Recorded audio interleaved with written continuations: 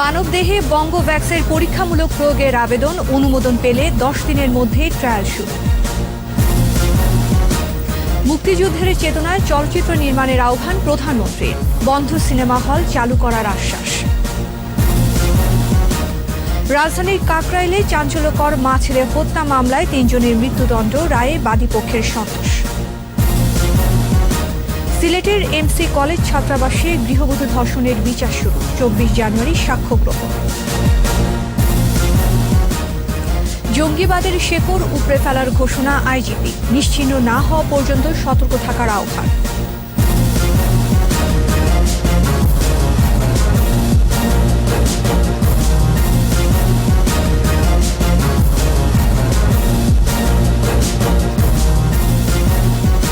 শুনছিলেন first security ইসলামী bank limited সংবাদ শিরোনাম। আমন্ত্রণ রাত 11টার 21 সংবাদের সাথে আছি আমি আশরাফ সাবের। দর্শক, 21 টেলিভিশনের সংবাদ একই সাথে সরাসরি দেখতে পাবেন আমাদের ফেসবুক পেজ www.facebook.com/2124 অনলাইনে। Mega spider ceiling fan, mega বাতাসে শান্তির পরশ। এছাড়া সংবাদে আরও থাকছে, অমর 21 গ্রন্থমেলা হবে, 3টি তারিখ বিবেচনায় রেখে প্রধানমন্ত্রীর সম্মতির অপেক্ষা।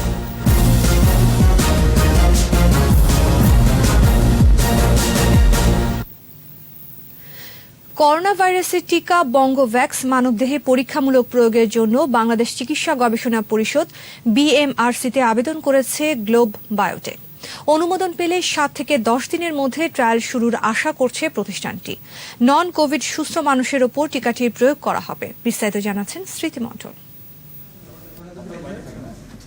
রাজধানীর মহাখালীর বাংলাদেশ চিকিৎসা গবেষণা পরিষদ BMRCতে পুরো প্রোটোকল সহ প্রায় 10,000 পৃষ্ঠার আবেদন জমা দেয় গ্লোব বায়োটেক। প্রধান নির্বাহী কর্মকর্তা ডক্টর কাকন নাগ সহ প্রতিষ্ঠানটির গবেষক ও কর্মকর্তারা উপস্থিত ছিলেন। ক্লিনিক্যাল ট্রায়ালের যে ডোজ সেটা কিন্তু সার্বিক তত্ত্বাবধানে রেগুলেটরদের উপস্থিতিতেই হতে হবে না। আমরা সেই ক্লিনিক্যাল ট্রায়ালের জন্য যে ব্যাচগুলি সেগুলি কিন্তু এখন আমরা শুরু করিনি, সেটা এই যে অ্যাপ্রুভাল প্রসেসের পরে। অনুমোদনের 7 থেকে 10 দিনের মধ্যে ট্রায়াল শুরু করার আশাবাদ গবেষকদের। শুরুতেই নন কোভিড সুস্থ মানুষের ওপর টিকার পরীক্ষা হবে। BMRC দিবে নীতিগত অনুমোদন আর রেগুলেটরি অনুমোদন দিবে ওষুধ প্রশাসন অধিদপ্তর।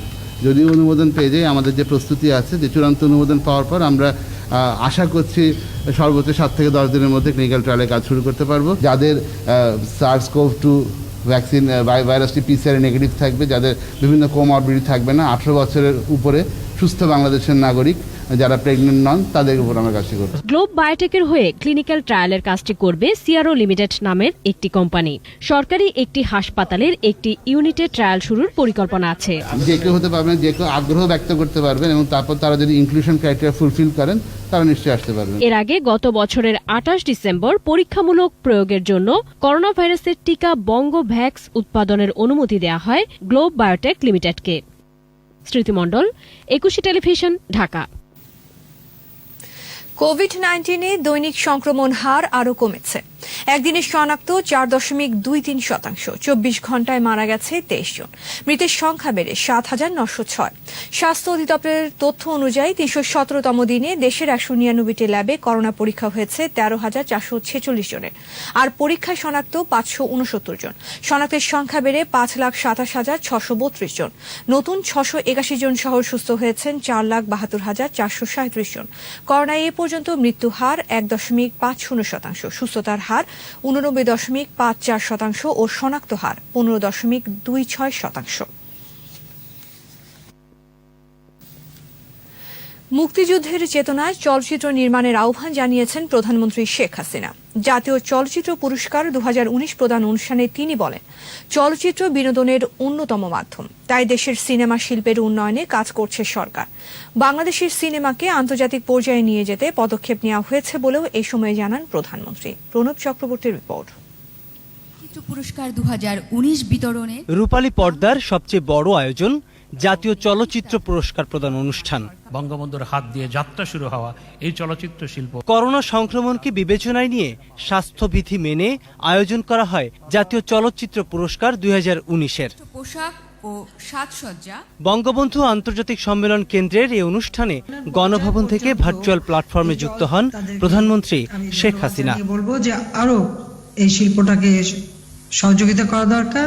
প্রধানমন্ত্রী বলেন, চলচ্চিত্র বিনোদনের অন্যতম মাধ্যম, তাই এই শিল্পকে যুগোপযোগী করে আরো লোক সমাদৃত করে উপস্থাপনের তাগিদ দেন সংশ্লিষ্টদের।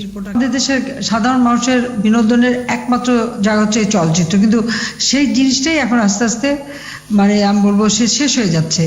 আর তাছাড়া ডিজিটাল যুগের সঙ্গে তাল মিলে যদি না করা হয় তাহলে কিন্তু এই আকর্ষণটাও থাকে না বা মার্কেটও পাওয়া যায় না। দেশে না, আমাদের চলচ্চিত্র যেন বাইরেও যেতে পারে সেই ব্যবস্থাও আমরা করতে পারি, সেদিকে লক্ষ্য রেখে আমাদের যেমন সেন্সর সংক্রান্ত আইন, বিধি, নীতি এগুলি আধুনিকভাবে তৈরি করা এবং এগুলি যাতে কঠোরভাবে মানা হয় সেদিকেও বিশেষভাবে দৃষ্টি দেওয়া, এটাও একান্তভাবে প্রয়োজন। চলচ্চিত্র শিল্পীদের সহায়তায় কল্যাণ ট্রাস্ট গঠনের কথা জানিয়ে প্রধানমন্ত্রী বলেন, সিনেমার ঐতিহ্য রক্ষায় বন্ধ হলগুলো চালু সহ আধুনিকায়ন করার উদ্যোগ নিয়েছে সরকার। 1000 কোটি টাকার একটা ফান্ড আমরা তৈরি করব, অল্প সুদে এখান থেকে টাকা নিয়ে যারা সিনেমা হল তৈরি করা বা সিনেপ্লেক্স তৈরি করতে পারবে, যেখানে আমাদের ওই অঞ্চলের মানুষের বিনোদনের ব্যবস্থাটা থাকবে একই সাথে। কারণ অনেকগুলি সিনেমা হল বন্ধ হয়ে গেছে, সেগুলো আবার পুনরায় চালু করা, শুধু না এটাকে আধুনিকায়ন করা। এ সময় মুক্তিযুদ্ধের চেতনায় সিনেমা নির্মাণের আহ্বান জানান প্রধানমন্ত্রী। শিশুর মনন বিকাশে শিশুতোষ চলচ্চিত্র নির্মাণেরও তাগিদ দেন সরকার প্রধান।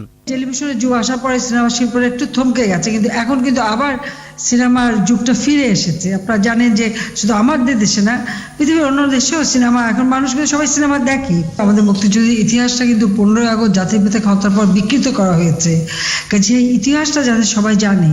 আর আমরা তো বীরের জাতি, মুক্তিযুদ্ধে বিজয় অর্জন করেছি, কাজে আমাদের সেই বিজয়ের ইতিহাসটা প্রজন্মের পর প্রজন্ম যেন মনে রাখতে পারি, সেই ধরনের চলচ্চিত্র আরো নির্মাণ হওয়া দরকার। এই অনুষ্ঠানে 2019 সালে নির্মিত চলচ্চিত্রের 26 ক্যাটাগরির 33 জন শিল্পী ও কলাকুশলী জাতীয় চলচ্চিত্র পুরস্কার পান। এবছর অভিনেতা মাসুদ পারভেজ, সোহেল রানা ও সুচন্দাকে দেয়া হয় আজীবন সম্মাননা। প্রণব চক্রবর্তী, 21 টেলিভিশন, ঢাকা। রাজধানীর কাকরাইলে মা ও ছেলে হত্যা মামলায় নিহত শামসুন নাহারের স্বামী আব্দুল করিম সহ 3 জনকে মৃত্যুদণ্ড দিয়েছে আদালত। দণ্ডপ্রাপ্ত অপর 2 জন করিমের তৃতীয় স্ত্রী শারমিন মুক্তা ও তার ভাই আলামিন ওরফে জনি। ঢাকা তৃতীয় অতিরিক্ত মহানগর দায়রা জজ রবিউল ইসলাম এ রায় ঘোষণা করেন। রাসেল খানের রিপোর্ট। 2017 সালের 1 নভেম্বর সন্ধ্যায় কাকরাইলের পায়োনিয়ার গলিতে শামসুন নাহার ও তার ছেলে শাওনকে গলা কেটে হত্যা করে দুর্বৃত্তরা। ঘটনার পরদিন 2 নভেম্বর শামসুন নাহারের স্বামী আব্দুল করিম, তার তৃতীয় স্ত্রী শারমিন মুক্তা, শ্যালক জনি সহ অজ্ঞাত কয়েকজনকে আসামি করে রমনা থানায় হত্যা মামলা দায়ের করে নিহতের ভাই আশরাফ আলী। 2018 সালের 16 জুলাই ঢাকা মহানগর হাকিম খুরশিদ আলমের আদালতে আব্দুল করিম সহ 3 জনের বিরুদ্ধে চার্জশিট দাখিল করে পুলিশ। এরপর 2019 সালের 31 জানুয়ারি ঢাকার তৃতীয় অতিরিক্ত মহানগর দায়রা জজ রবিউল ইসলাম আসামিদের বিরুদ্ধে অভিযোগ গঠন করেন। মামলার 22 সাক্ষীর মধ্যে 17 জনের সাক্ষ্য গ্রহণ শেষে রায় ঘোষণার দিন ধার্য হয়। আসামিদের উপস্থিতিতে রায় ঘোষণা করে আদালত। রায়ে সন্তুষ্ট বাদীপক্ষের আইনজীবী। উচ্চ আদালত এই সকল আসামিকে দণ্ডবিধি 302-34 ধারা মোতাবেক মৃত্যুদণ্ড অর্থাৎ ফাঁসি কার্যকর করার জন্য আদেশ দিয়েছে এবং অনাদা আরো 20,000 টাকা জরিমানা করছে। এই রায়ে আমরা রাষ্ট্রপক্ষ সন্তুষ্ট। যথাযথ সাক্ষ্য প্রমাণ ছাড়া রায় ঘোষণা করা হয়েছে দাবি আসামি পক্ষের আইনজীবীর। যেখানে আসামি নমুনাই সংগ্রহ করা হয়নি, স্বাভাবিকভাবে এই ডিএনএ প্রতিবেদন মিথ্যা। 16 দিন রিমান্ডে নিয়ে 160 করানো হয়েছে এবং আসামি গ্রেপ্তারের আগেই তার কিছু আলামত জব্দ দেখানো হয়েছে। স্বাভাবিক এই বিজ্ঞতা এটা বিবেচনা আনেননি। উচ্চ আদালতে যাওয়ার কথা জানিয়েছেন আসামির আইনজীবী। রাসেল খান, 21 টেলিভিশন, ঢাকা। সিলেটের এমসি কলেজ ছাত্রাবাসে গৃহবধূকে সংঘবদ্ধ ধর্ষণের ঘটনায় বিচার কাজ শুরু হয়েছে। সিলেটের নারী ও শিশু নির্যাতন দমন ট্রাইব্যুনালের বিচারক মহিদুল হকের আদালতে চার্জ গঠনের মধ্য দিয়ে আলোচিত মামলাটির কার্যক্রম শুরু হল। সাক্ষ্য গ্রহণ শুরু হয়েছে 24 জানুয়ারি থেকে। সিলেট বিভাগীয় প্রতিনিধি ওয়েস খসরুর রিপোর্ট জানাচ্ছেন মাসুম আলিসা। গত বছরের 25 সেপ্টেম্বর সিলেটের এমসি কলেজের ছাত্রাবাসে সংঘবদ্ধ ধর্ষণের শিকার হন এক নারী। স্বামীকে বেঁধে রেখে এই ঘটনা ঘটায় দুর্বৃত্তরা। এর সঙ্গে যুক্ত থাকার অভিযোগে 8 কর্মীকে বহিষ্কার করে ছাত্রলীগ। ঘটনার 3 মাস পর চার্জশিট দেয়া হলে 2 দফা শুনানির পর রোববার শুরু হয় বিচার কাজ। অপহরণ, গণধর্ষণ এবং সহযোগিতার অভিযোগ আনয়ন করে তাদের বিরুদ্ধে অভিযোগ গঠন করা হয়েছে, আনুষ্ঠানিক অভিযোগ গঠন করা হয়েছে এবং আগামী তারিখ সাক্ষীর জন্য ধার্য থাকবে। আমরা এখনো তারিখ জানতে পারিনি। শুনানিকালে অভিযুক্ত সাইফুর, রনি, অর্জুন, রবিউল, তারেক, আইনুদ্দিন, রাজন ও মাহফুজকে উপস্থিত করা হয়। 8 জনের মধ্যে 4 জন করা হয়েছে, 8 জনের আইনজীবীরা জানিয়েছেন সাক্ষীদের সহযোগিতা পাওয়া গেলে বিচার কাজ শেষ করার পর রায় প্রদান করা সম্ভব হবে। এদিকে অভিযুক্তরা অপরাধের সহযোগী বলে উল্লেখ করেন আসামি পক্ষের আইনজীবী। টোটালি নির্দোষ। চার্জশিটের মধ্যে আছে যে দর্শনের সাথে জড়িত না, শুধু ওই সহযোগিতা। মাসুম আলিসা, 21 টেলিভিশন। জঙ্গিবাদের শেকড় উপড়ে ফেলার ঘোষণা দিলেন পুলিশের আইজি ডক্টর বেনজির আহমেদ। রাজারবাগ পুলিশ লাইন্সে এক অনুষ্ঠানে আইজিপি বলেন, শেষ জঙ্গি নিশ্চিহ্ন না হওয়া পর্যন্ত সতর্ক থাকতে হবে। আত্মতুষ্টির কোনো সুযোগ নেই বলেও মন্তব্য করেন তিনি। বিস্তারিত জানাচ্ছেন মিনালা দিবা। রাজারবাগ পুলিশ লাইন্সে পুলিশের অ্যান্টি টেররিজম ইউনিট ATU এর উদ্যোগে অনলাইন ভিত্তিক উগ্রবাদ ও জঙ্গিবাদ প্রতিরোধে নির্মিত সচেতনতামূলক ওভিসি ও টিভিসির উদ্বোধনী অনুষ্ঠান। উদ্বোধন শেষে বক্তৃতায় অ্যান্টি টেররিজম ইউনিট গঠনের প্রেক্ষাপট তুলে ধরেন আইজিপি। হলি আর্টিজান ঘটনা আমাদের দেশকে খুব নাড়িয়ে যায়। তারপরে আমরা এই হলি আর্টিজানের যে ন্যাক্কারজনক ঘটনা, সেটিকে আমরা সাফল্যজনকভাবে মোকাবেলা করেছি।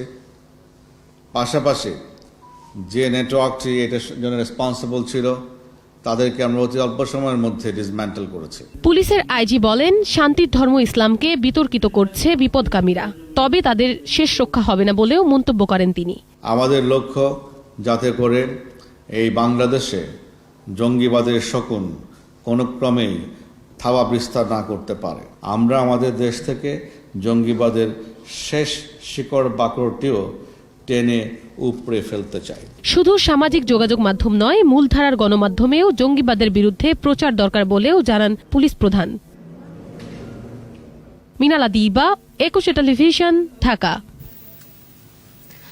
অমর 21 গ্রন্থমেলা হবে, কিন্তু এখনো সুনির্দিষ্ট তারিখ নির্ধারণ হয়নি। তবে 3টি প্রস্তাবিত তারিখ বিবেচনায় রেখে প্রধানমন্ত্রীর সম্মতির অপেক্ষায় বাংলা একাডেমি।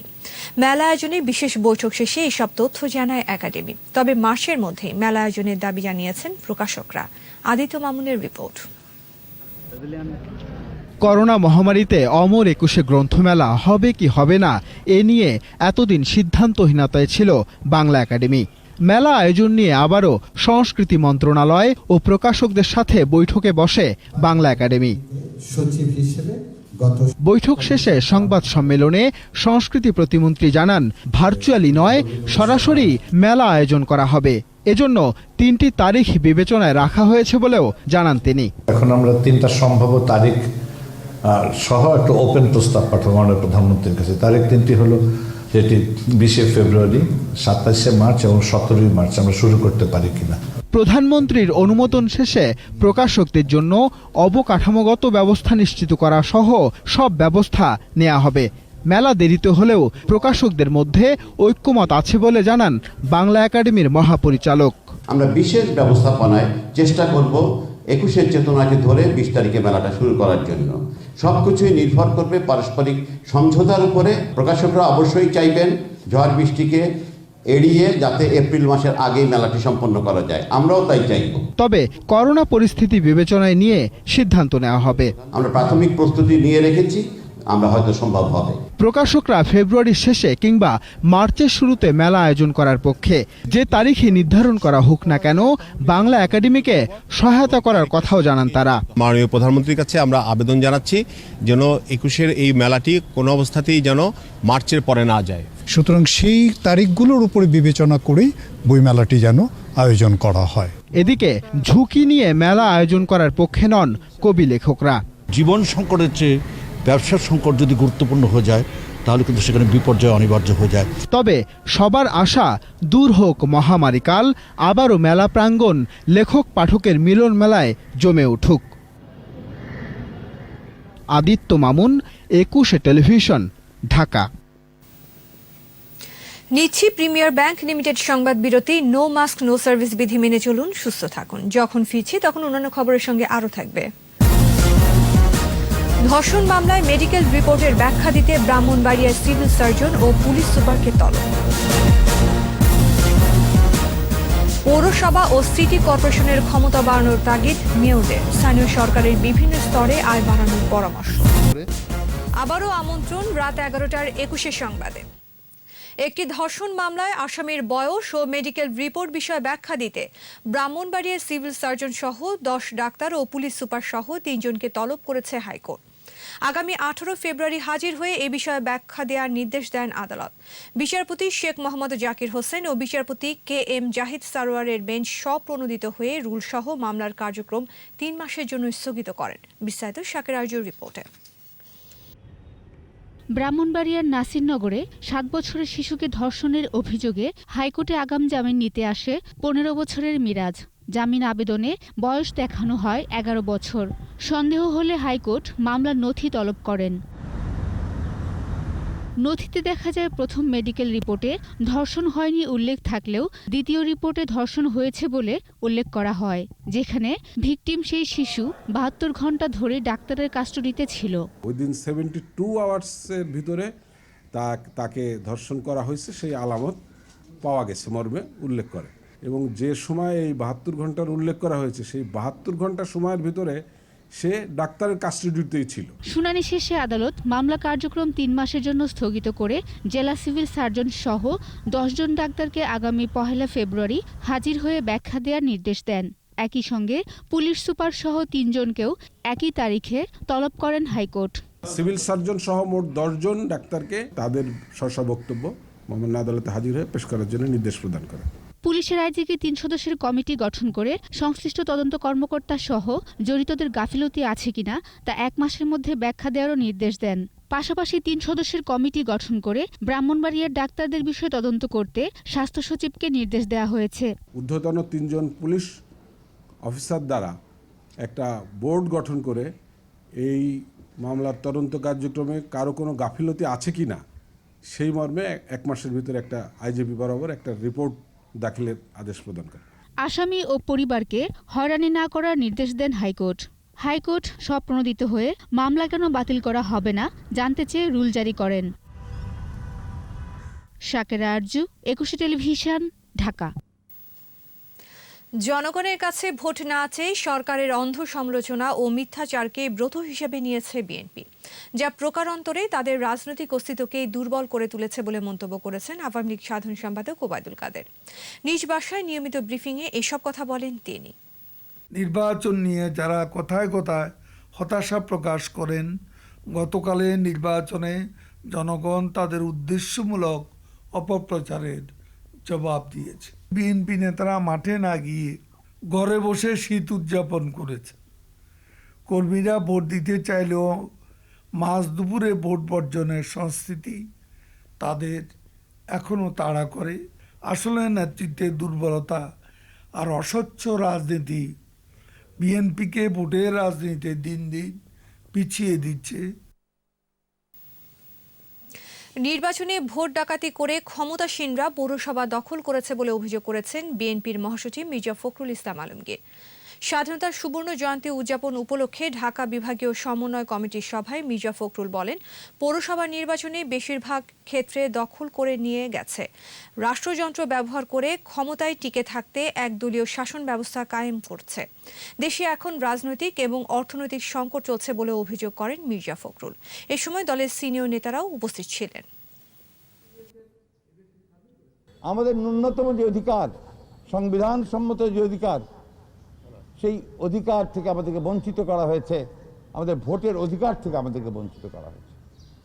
এই দেশের মানুষকে তার কথা বলার অধিকার থেকে বঞ্চিত করা হয়েছে। এই দেশের মানুষকে তার সংগঠন করবার অধিকার থেকে বঞ্চিত করা হয়েছে। এবং বাংলাদেশে একটি শ্রেণীকে বিপুল বৃত্তের অধিকারী করা হচ্ছে, জনগণের কল্যাণ নিশ্চিত করতে পৌরসভা ও সিটি কর্পোরেশনের ক্ষমতা বাড়ানোর তাগিদ দিয়েছেন মেয়ররা। আর যেসব পৌরসভা নিজ কর্মকর্তা কর্মচারীদের 12 মাসের বেতন দিতে পারবে না, সেসব পৌরসভা বাতিলে আইন সংশোধন করা হবে বলে জানিয়েছেন স্থানীয় সরকার মন্ত্রী তাজুল ইসলাম। আর স্থানীয় সরকারের বিভিন্ন স্তরে নিজস্ব আয় বাড়ানোর তাগিদ দিয়েছেন বিশেষজ্ঞরা। তহিদুর রহমানের রিপোর্ট। স্থানীয় সরকারের অধীনে প্রান্তিক জনগোষ্ঠীর জীবনমান উন্নয়ন প্রকল্পের উদ্যোগে এই আলোচনা।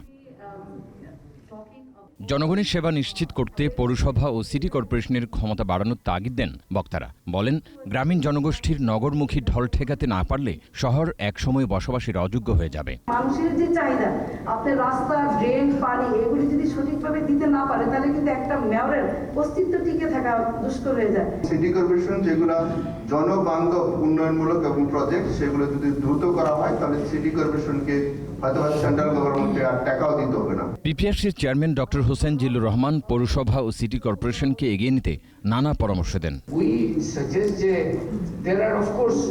আপনি বড়ভাবে, অনেক বড়ভাবে চিন্তা করতে হবে। Some immediate doables and some are more like একটু কমপ্লেক্স রিফর্ম, এগুলো নিয়ে আরো চিন্তা করার বিষয় আছে। কোনো মানুষ গৃহহীন থাকবে না, প্রধানমন্ত্রীর এমন স্লোগান বাস্তবায়নে সরকার বদ্ধপরিকর বলছেন স্থানীয় সরকার সচিব। আপনারা জানেন যে মাননীয় প্রধানমন্ত্রী এটা মোদীর পরশু উপলক্ষে একটা ঘোষণা দিয়েছেন, কেউ গৃহহীন থাকবে না। এই জন্য সারা বাংলাদেশে প্রায় 7 লক্ষ গৃহ নির্মাণ করা হবে। অর্থনৈতিকভাবে স্বাবলম্বী হতে পৌরসভা ও সিটি কর্পোরেশনের মেয়রদের প্রতি আহ্বান জানান স্থানীয় সরকার মন্ত্রী। প্রস্তাব করতেছি, I think it will come to the end, যে যারা নাকি 12 মাসের বেশি বেতন দিতে পারবে না তার কর্মচারী, তাদের পরিষদ ভেঙে দেওয়া হবে। সবার সহযোগিতায় সরকারের পরিকল্পনা বাস্তবায়ন হবে বলে আশা করেন তিনি। তৌহিদুর রহমান, 21 টেলিভিশন, ঢাকা। সৌদি আরবে অবস্থানরত 55,000 সন্দেহভাজন রোহিঙ্গার মধ্যে যদি কেউ বাংলাদেশি হয়ে থাকে, তবে তাদের পাসপোর্ট নবায়ন করতে সহযোগিতা করবে সরকার, এমনটা জানিয়েছেন স্বরাষ্ট্রমন্ত্রী আসাদুজ্জামান খান কামাল। দুপুরে রাজধানীর একটি হোটেলে বাংলাদেশে আশ্রিত রোহিঙ্গাদের জন্য কিং সালমান রিলিফ সেন্টারে 30,000 খাদ্য ঝুড়ি বিতরণ অনুষ্ঠানে যোগ দেন স্বরাষ্ট্রমন্ত্রী। এ সময় তিনি সৌদিতে অবস্থানরত বৈধ বাংলাদেশি নাগরিকরা যেন কোনো হয়রানির শিকার না হয়, সেজন্য সৌদি সরকারের সহায়তা করবে বলে আশাবাদ ব্যক্ত করেন। এছাড়া মিয়ানমার থেকে বাংলাদেশে আসা 11 লাখ রোহিঙ্গাকে ফেরত পাঠানোর প্রক্রিয়ায় সৌদি সরকারকে পাশে থাকারও আহ্বান জানান মন্ত্রী।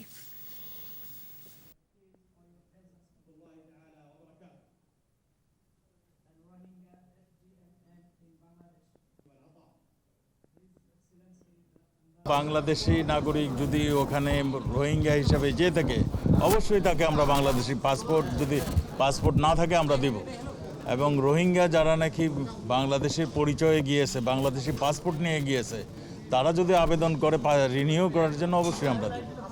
যেহেতু মানে বাংলাদেশের পাসপোর্ট যদি একবার পেয়ে থাকে, আর যদি বাংলাদেশের পাসপোর্ট না পেয়ে থাকে, তারা যদি রোহিঙ্গা হয়ে থাকে, সেগুলো আমাদের বিচার বিশ্লেষণ করে আমরা চিন্তা করে দেব।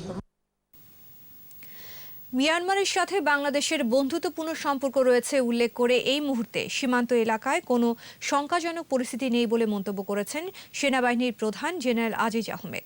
দুপুরে চাঁদপুরের মতলবে আব্দুল ওয়াদুদ সরকার 10 শয্যা বিশিষ্ট মা ও শিশু কল্যাণ হাসপাতাল উদ্বোধন করেন সেনাপ্রধান। এ সময় তিনি বলেন, মিয়ানমারের সেনাপ্রধানের সাথে নিয়মিত যোগাযোগ আছে, যখনই কোনো কিছু ঘটে তা যোগাযোগের মাধ্যমে সমাধান করা হচ্ছে।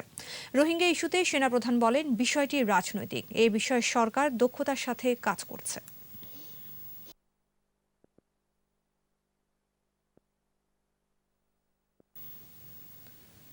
চলচ্চিত্রে নারী এখন আর পণ্য নয়, তারা কলা কুশীলব। এটা বিশ্ব সংস্কৃতির অগ্রগতি। চলচ্চিত্রে নারী শীর্ষক আন্তর্জাতিক সেমিনারের উদ্বোধনী অনুষ্ঠানে এসব কথা বলেন বক্তারা। দেশের সুস্থধারা চলচ্চিত্র বিকাশে উন্নত সিনেমা হল স্থাপনেরও তাগিদ দেন তারা। মফিউর রহমানের রিপোর্ট। চলচ্চিত্রে নারী শীর্ষক ঢাকা আন্তর্জাতিক সেমিনার উদ্বোধন করা হয় বাংলাদেশ শিল্পকলা একাডেমির জাতীয় চিত্রশালা মিলনায়তনে। এতে যোগ দেন সংস্কৃতি প্রতিমন্ত্রী। প্রদীপ জ্বালিয়ে অনুষ্ঠানের উদ্বোধন করা হয়। পরে উৎসব কমিটির চেয়ারপারসন বলেন, চলচ্চিত্রে নারীর অংশগ্রহণ এখন আর কল্পনা নয়, বাস্তব। The women in cinema, I don't think it is a myth any longer. It is a reality now, and we are having more filmmakers, film activists from the women community as well. সাংস্কৃতিক আন্দোলনকে আরও এগিয়ে নিতে আরও cinema hall তৈরির আহ্বান জানান শিল্পকলা একাডেমির মহাপরিচালক। চলচ্চিত্র প্রেক্ষাগৃহ একটি নানান সংকট আমাদের মোকাবেলা করতে হচ্ছে। গ্লোবালাইজেশনের নেতিবাচক কিছু প্রভাব সব কিছুতেই পড়ে, আমাদের চলচ্চিত্র শিল্পও পড়েছে। সংস্কৃতি প্রতিমন্ত্রী বলেন, সারা বিশ্বে সিনেমায় নারীর সৌন্দর্য প্রদর্শনের প্রবণতা ছিল, এখন সেটা থেকে বেরিয়ে আসছে সিনেমা অঙ্গন। চলচ্চিত্রে নারীর ভূমিকা আমরা যখন দেখি হলিউড, বলিউড, ঢালিউড, যেটাই বলবেন, নারীর তার বাহ্যিক দিকটাকে সাধারণত আমরা দেখি যে সেলুলারের ক্যামেরা আমরা প্রদর্শন করতে চাই, তাদের দৈহিক আকর্ষণ আমাদের যে জায়গা থেকে বেরিয়ে এসে আপনারা যেটি করছেন যেন অন্তরের নিহিত যে ভালো লাগা সেইটিকে আপনাদের চলচ্চিত্রে তুলে ধরার চেষ্টা করছেন। নারী জাগরণের পথিকৃতদের জীবনী নিয়ে নির্মিত চলচ্চিত্র নতুন প্রজন্মকে ইতিহাস জানাতে সহায়তা করবে বলেও মনে করেন তিনি। সুস্থ চলচ্চিত্র ধারা নির্মাণ করে। মফিউর রহমান, ২১ টেলিভিশন, ঢাকা। নিচ্ছি প্রিমিয়ার ব্যাংক লিমিটেড সংবাদ বিরতি। নো মাস্ক নো সার্ভিস বিধি মেনে চলুন, সুস্থ থাকুন। যখন ফিরছি তখন অন্যান্য খবরের সঙ্গে আরও থাকবে। অর্থনীতিতে রেমিটেন্স বৃদ্ধির গুরুত্বপূর্ণ ভূমিকা, প্রবাসীদের সুরক্ষা দিতে না পারলে প্রবাহ নিয়ে সংশয়। আমন্ত্রণ আবারও রাত ১১টার ২১ সংবাদে। করোনাকালে রেমিটেন্স বৃদ্ধি দেশের অর্থনীতিতে গুরুত্বপূর্ণ ভূমিকা রেখেছে বলে মনে করেন বিশেষজ্ঞরা। তবে রেমিটেন্সের ঊর্ধ্বগতি ধরে রাখা নিয়ে সংশয় প্রকাশ করেন তারা। প্রবাসীদের সুরক্ষা দিতে না পারলে রেমিটেন্সের এই প্রবাহ ধরে রাখা কঠিন হবে বলে মনে করছেন তারা। তাদের আশঙ্কা, দেশে আটকে পড়া প্রবাসীদের ফেরত পাঠাতে না পারলে আগামী বছরই রেমিটেন্সে এর প্রভাব পড়বে। জসিম জুয়েলের রিপোর্ট।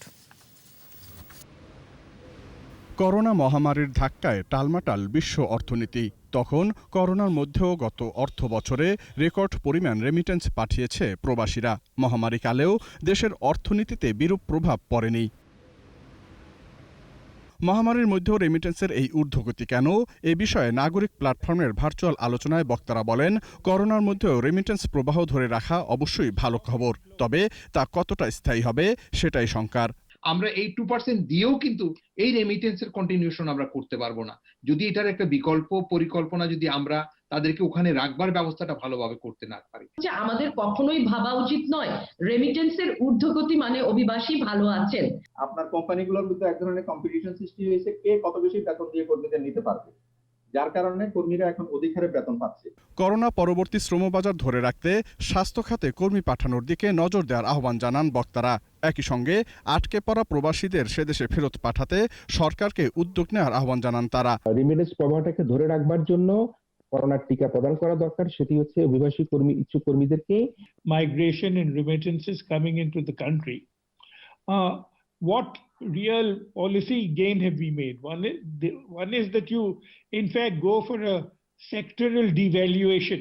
তারা প্রত্যেকেই একটা কথা বলেছে যে 2% আমরা পেয়েছি, সেই জন্য এটার একটা ইম্প্যাক্ট হয়েছে। একটা বড় সংখ্যক বিশেষজ্ঞ মনে করছেন এটা 2021 সাল পর্যন্ত যে তারপরে আস্তে আস্তে সীমিত হয়ে যেতে পারে। আটকে পড়া প্রবাসীরাও জানালেন, যে কোনো শর্তে তারা কর্মস্থলে ফিরতে চান।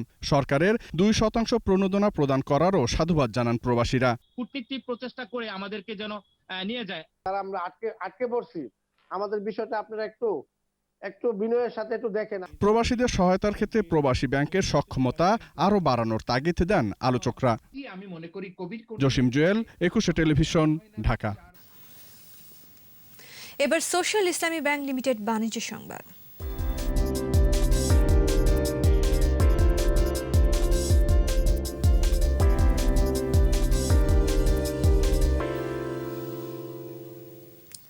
শতভাগ দেশীয় মালিকানাধীন কোম্পানির জন্য অনুমোদিত নীতিমালা বাস্তবায়নের দাবি জানিয়েছেন তামাক চাষিরা।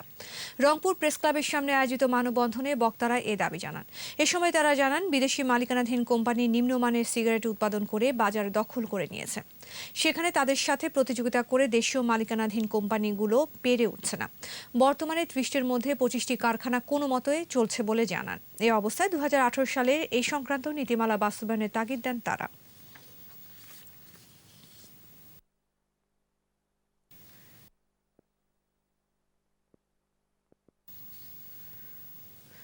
সোশ্যাল ইসলামী ব্যাংক লিমিটেডের বার্ষিক ঝুঁকি ব্যবস্থাপনা সম্মেলন 2021 ভার্চুয়াল প্ল্যাটফর্মে অনুষ্ঠিত হয়েছে। অনুষ্ঠানে উপস্থিত ছিলেন ব্যাংকের পরিচালক ও ঝুঁকি ব্যবস্থাপনা কমিটির চেয়ারম্যান মোহাম্মদ কামাল উদ্দিন এবং সভাপতিত্ব করেন ব্যবস্থাপনা পরিচালক ও প্রধান নির্বাহী কাজী ওসমান আলী। এ সময় অন্যান্যের মধ্যে উপস্থিত ছিলেন উপব্যবস্থাপনা পরিচালক আবু নাসের চৌধুরী, মোহাম্মদ সিরাজুল হক এবং মোহাম্মদ শামসুল হক, কোম্পানির সচিব আব্দুল হান্নান খান সহ বিভাগীয় প্রধান, ঊর্ধ্বতন নির্বাহী এবং দেশব্যাপী বিস্তৃত 168টি শাখার ম্যানেজার ও অপারেশন ম্যানেজার এবং 63টি উপশাখার ইনচার্জ। আর এরই সাথে শেষ করছি রাত 11টার 21 সংবাদ। যাবার আগে ফার্স্ট সিকিউরিটি ইসলামী ব্যাংক লিমিটেড সংবাদ শিরোনামগুলো আরও একবার। মানব দেহে বঙ্গভ্যাক্সের পরীক্ষামূলক প্রয়োগের আবেদন অনুমোদন পেলে 10 দিনের মধ্যে ট্রায়াল শুরু। মুক্তিযুদ্ধের চেতনায় চলচ্চিত্র নির্মাণের আহ্বান প্রধানমন্ত্রীর, বন্ধ সিনেমা হল চালু করার আশ্বাস। রাজধানীর কাকরাইলে চাঞ্চল্যকর মা ছেলে হত্যা মামলায় 3 জনের মৃত্যুদণ্ড, রায়ে বাদীপক্ষের সন্তোষ। সিলেটের এমসি কলেজ ছাত্রাবাসে গৃহবধূ ধর্ষণের বিচার শুরু, 24 জানুয়ারি সাক্ষ্য গ্রহণ। জঙ্গিবাদের শেকড় উপড়ে ফেলার ঘোষণা আইজিপি, নিশ্চিহ্ন না হওয়া পর্যন্ত সতর্ক থাকার আহ্বান।